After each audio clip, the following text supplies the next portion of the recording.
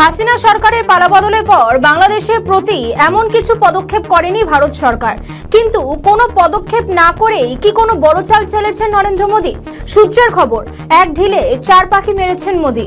বাংলার সদ্য শেষ হয়েছে বিধানসভা ভোট, ফল এখনো বাকি। কিছু এক্সিট পোলের সমীক্ষা অনুযায়ী বঙ্গে এবার ক্ষমতায় আসতে পারে গেরুয়া সরকার, ফলে বিদায় নিতে হবে তৃণমূল কংগ্রেসকে। আর এর সঙ্গে জোরালো হচ্ছে হাসিনার দেশে প্রত্যাবর্তনের বিষয়টি।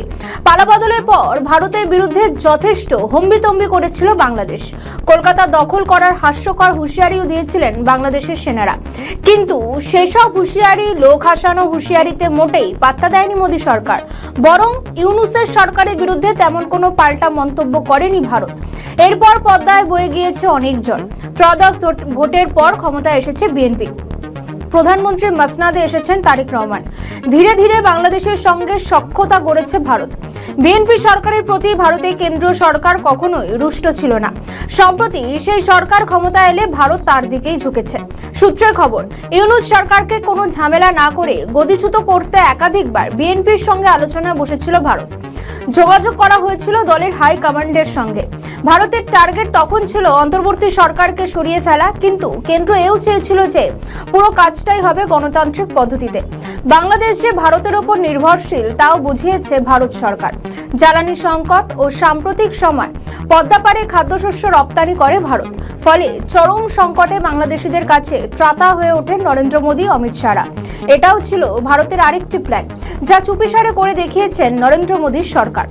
বাংলাদেশে এককভাবে ক্ষমতায় আসার স্বপ্ন দেখেছিল জামাত ইসলাম, কিন্তু ত্রয়োদশ ভোটের ফলে জামাতের সেই স্বপ্নই রয়ে গিয়েছে।